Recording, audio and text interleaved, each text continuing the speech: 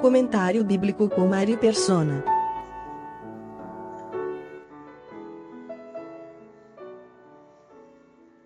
A maioria aqui vem de uma tradição católica e alguns vêm de uma tradição protestante, que traz muito da tradição católica. Nós poderíamos dizer que o catolicismo foi iniciado lá pelo ano 300 e alguma coisa, quando Constantino convocou um concílio para conciliar as doutrinas da fé cristã. Ele convocou, o imperador Constantino convocou um concílio, e aí todos os bispos ficaram muito contentes porque a perseguição tinha terminado e se submeteram de bom grado à vontade do imperador, que foi então uma espécie de voto de Minerva nesse concílio e nos outros que se seguiram. Ali começou então o sistema católico romano. Um dos erros que esse sistema trouxe é a ideia da salvação através do batismo nas águas. E isso é trazido até hoje também em algumas religiões protestantes.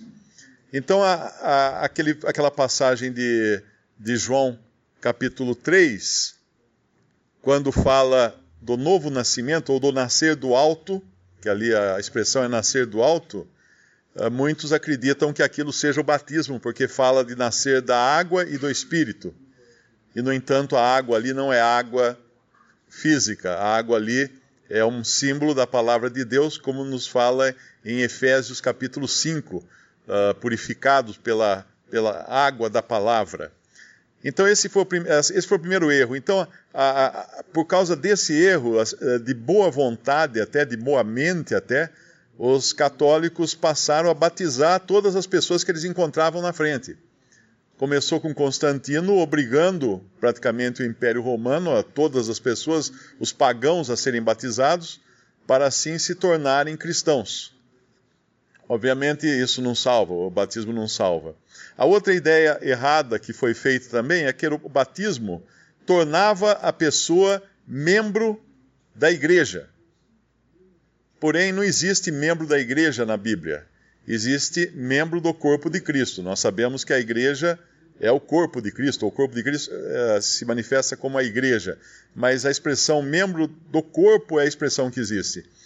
E a ideia era que quando um padre batizava alguém, ele fazia dessa pessoa membro do corpo de Cristo. E não. Quando nós lemos lá em Atos 2, no final do capítulo, fala que o Senhor acrescentava todos os dias aqueles que haviam de se salvar, ou aqueles que eram salvos. Então, a função de colocar um membro no seu corpo, no corpo de Cristo, é do próprio Senhor, jamais do homem e jamais por meio de um batismo. Nós somos feitos membros do corpo de Cristo quando cremos em Cristo como nosso Salvador. E aí também vinha a ideia de que o Espírito Santo poderia ser recebido ou nesse batismo, quando a pessoa se tornava um membro da Igreja Católica ou de alguma igreja protestante, ou a Igreja Católica criou uma outra cerimônia chamada Crisma, quando então simbolizava o recebimento do Espírito Santo. E, no entanto, em Efésios capítulo 1, diz que depois que cremos em Cristo,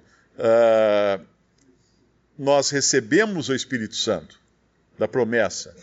Então, o Espírito Santo é uma consequência ou é subsequente ao ato de crer em Jesus como Salvador. Não tem nada de intervenção humana aí.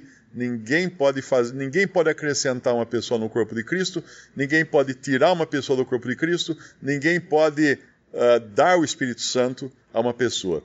Outro erro, então, que depois foi bastante adotado dentro do catolicismo, mais na sua vertente renovada ou carismática, e também no protestantismo pentecostal, foi a ideia de que você precisaria de um batismo do Espírito Santo.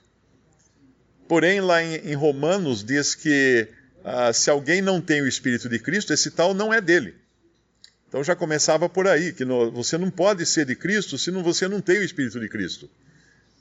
Então, essa ideia de que o cristão precisaria ser batizado com o Espírito Santo foi outro erro que disseminou na cristandade, quando na verdade não existe um batismo individual do Espírito Santo para o cristão. O batismo do Espírito Santo aconteceu no dia de Pentecostes, quando foi formada a igreja, e não acontece mais. E quando Paulo fala, Paulo fala aqui no capítulo 12, versículo 13, ele diz assim: pois todos nós fomos batizados em um Espírito, formando um corpo.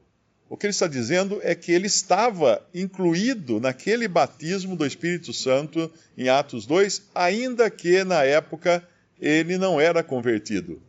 Mas quando ele se converteu, ele automaticamente estava dentro daquele corpo que foi iniciado no dia de Pentecostes. É como o exército brasileiro. Existe uma data em que o exército brasileiro foi iniciado, vamos dizer assim, foi batizado, e a partir dessa data, todo aquele que se alista ao exército passa a fazer parte desse corpo militar que foi formado naquela data. Não se forma um novo exército cada vez que um soldado entra nele.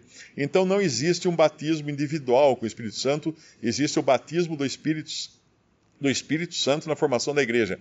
O que o crente individualmente recebe é o selo do Espírito Santo, que está mencionado em Efésios capítulo 1.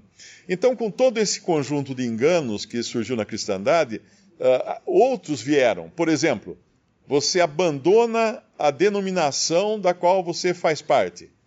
Você então não é mais membro do corpo de Cristo, porque um membro só pode existir se ele estiver ligado aos outros membros. E se você não está mais congregando, você está desligado dos outros membros, você é um membro amputado, você já não é mais membro do corpo de Cristo, você perdeu a sua salvação.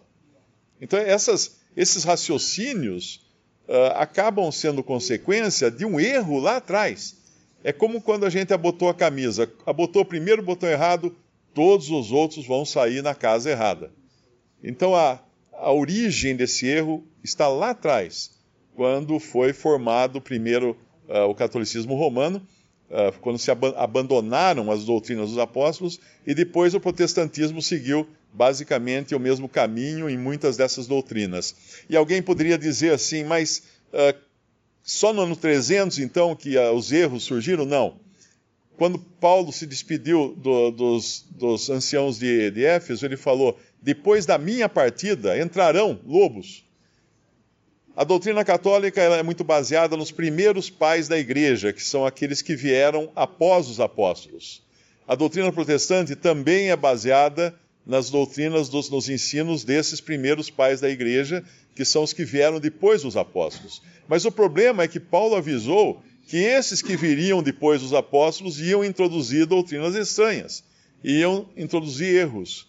E aí, então, toda a necessidade que nós temos hoje é de voltar não ao que era no princípio da igreja do segundo século, terceiro século, ou mesmo do primeiro século.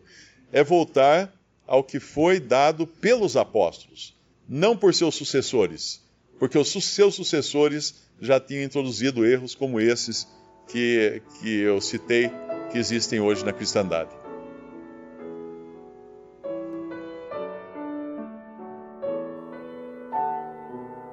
Visite Respondi.com.br. Visite também 3minutos.net.